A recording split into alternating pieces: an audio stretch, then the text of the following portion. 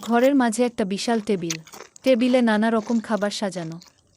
জমিদার দর্পনারায়ণ এক হাতে একটা আস্ত খাসির ঠ্যাং চিবোচ্ছে, অন্য হাত দিয়ে পেট চাপড়াচ্ছে। তার সামনে আলা হাত জোট করে দাঁড়িয়ে আছে। দূর দূর, এসব রোজকার একঘেয়ে খাবার আর ভালো লাগছে না আলা। প্রতিদিন সেই এক মাংসের ঝোল আর ভাত। আজ রাতে যদি তুই নতুন কিছু না বানাতে পারিস, তবে তোকে এই রাজ্য থেকে আমি বের করে দেবো। হুজুর, রাগ করবেন না। আজ রাতে আপনার জন্য এমন একটা খাবার বানাবো যা আপনি আগে কোনো দিন খাননি। নাম তার চিকেন তন্দুরি। এ কথা বলে আলা সেখান থেকে চলে গেল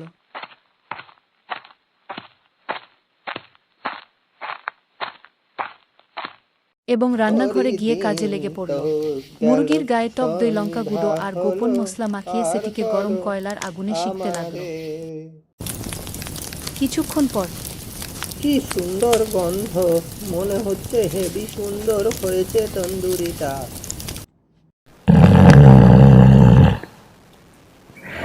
চিকেন তন্দুরির গন্ধ জমিদারের নাকে যেতেই জমিদার উঠে বসল এবং বলল, আহ, কি সুন্দর গন্ধ! আলা, এদিকে আয় তো একবার।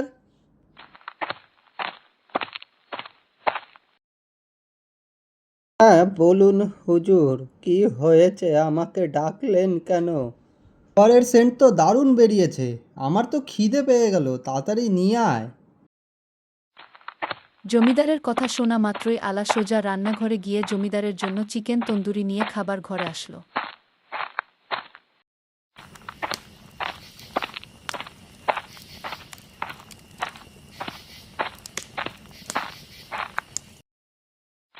আলা তন্দুরি নিয়ে খাবার ঘরে এসে দেখে জমিদার আগে থেকেই তন্দুরি খাওয়ার জন্য বসে রয়েছে।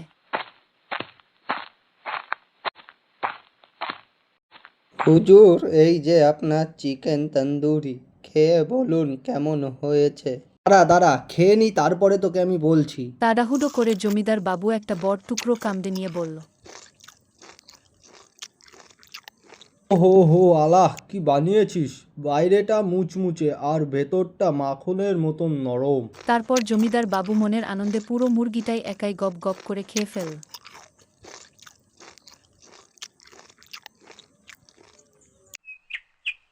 ওরে পরদিন বাবা সকাল রে! হতেই দেখা গেল ওরে জমিদার মারে! বাবু খাটে পেট শুয়ে ফেটে ব্যথায় গেল। ছটফট করছে। আলা, বাঁচা আমাকে! আর কখনো লোভ করব না রে। তখনই ও আলা বাবা গো! রান্নাঘর থেকে ও জোয়ানের জল করে ও এনে জমিদার বাবা! বাবুকে দেয়া। ও তোর এই নিন জোয়ান জল। অতিরিক্ত লোভ করলে এমনটাই হয়। ও ওষুধ খেয়ে জমিদার শান্ত হল, আর আলা হয়ে উঠল রাজ্যের প্রধান রাজবদ্ধ ও বাবুর্চি।